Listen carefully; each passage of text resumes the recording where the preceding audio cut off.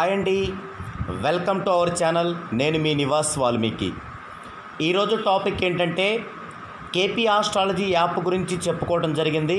అయితే ఆ యాప్లో వచ్చేటువంటి కొన్ని ఇంగ్లీషు పదాలకి తెలుగు అర్థం ఏంటో మనకు తెలియాలి. అప్పుడు మాత్రమే దానిని మనం బాగా ఉపయోగించుకోగలుగుతాం. సో ఈ వీడియోలో కేపీ ఆస్ట్రాలజీ యాప్లో వచ్చేటువంటి ఇంగ్లీషు పదాలకి తెలుగు ఎలా అర్థం చేసుకోవాలి అనేది చూద్దామండి. మొదటగా రాసులు 12 మరియు వాని అధిపతులు చూద్దామండి. రాసులు అంటే సైన్స్, SIGNS సైన్ అంటారు, సైన్స్. వీటిని రాసులు అంటారు. అధిపతులని లార్డ్స్ అంటారు, LORDS లార్డ్స్ అంటే అధిపతులు. రాసులు 12. 1 మేషం, దీన్ని ఏరీస్ అంటారు, దీని అధిపతి కుజుడు. 2 వృషభం, దీన్ని టారస్ అంటారు, దీని అధిపతి శుక్రుడు. 3 మిథునం, జెమిని అంటారు, దీని అధిపతి బుధుడు. 4 కర్కాటకం, దీన్ని క్యాన్సర్ అంటారు, దీని అధిపతి చంద్రుడు. 5 సింహం, దీన్ని లియో అంటారు, దీని అధిపతి రవి. 6 కన్య, వర్గో అంటారు, దీని అధిపతి బుధుడు. 7 తుల, లిబ్రా, దీని అధిపతి శుక్రుడు. 8 వృశ్చికం, స్కార్పియో, దీని అధిపతి కుజుడు. 9 ధనుస్సు, సాగిటేరియస్, దీని అధిపతి గురువు. 10 మకరం, క్యాప్రికాన్, దీని అధిపతి శని. 11 కుంభం, ఎక్వేరియస్, దీని అధిపతి శని. 12 మీనం, పీసిస్, దీని అధిపతి గురువు. వీటన్నిటిలో మొదటి 3 లెటర్స్ లేదా 4 లెటర్స్తో ఉంటాయి.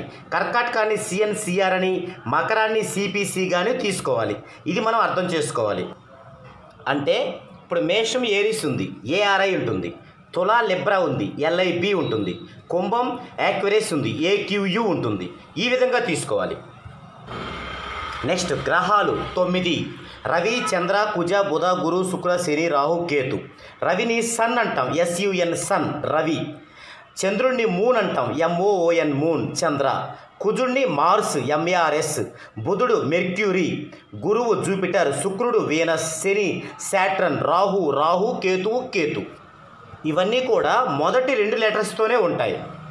అంటే రవి సన్, SU, చంద్రుడు మూన్, MO, కుజుడు మార్స్, MA. ఈ విధంగా. నెక్స్ట్ నక్షత్రాలు 27. అశ్విని, భరణి, కృత్తిక, ఈ విధంగా 27 ఉంటాయి. ఇవి కూడా ఏంటంటే కొన్ని నక్షత్రాల్లో మొదటి 2 అక్షరాలు, కొన్ని నక్షత్రాల్లో మొదటి 3 అక్షరాలు, ఈ విధంగా ఉంటుంటాయి అన్నమాట. అయితే వాటిని బట్టి వాటి యొక్క అధిపతులు కూడా పక్కన ఇవ్వడం జరిగింది. వాటిని మనకు క్షుణ్ణంగా అర్థం చేసుకోవాలి. నెక్స్ట్ వింశోత్తరి దశలు. కేతు మహాదశ, శుక్ర మహాదశ, రవి మహాదశ, చంద్ర మహాదశ, కుజ మహాదశ, రాహు మహాదశ, గురు మహాదశ, శని మహాదశ, బుధ మహాదశ. టోటల్ 120 ఇయర్స్ ఉంటాయి. అక్కడ 129 తప్పుగా పడింది, గమనించగలరు.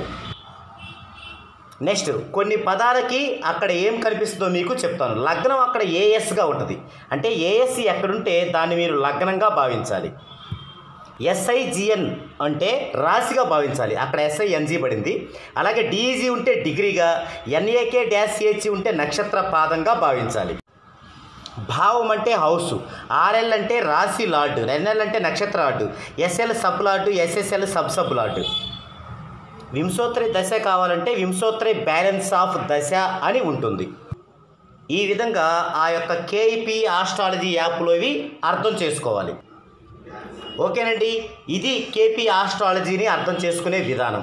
ఇక నెక్స్ట్ పార్ట్ 3లో కొన్ని ఎగ్జాంపుల్స్ తీసుకొని జన్మ వైబ్రేషన్ ఎలా కనుగొనాలి అనేది చూద్దామండి. అంటే ఇందులో ఏమైనా అర్థం కాకపోతే మరలా ఒక్కొక్క ఎగ్జాంపుల్కి బర్త్ వైబ్రేషన్ చెప్పేటప్పుడు వాటిని వివరించే ప్రయత్నం ఖచ్చితంగా చేస్తాను.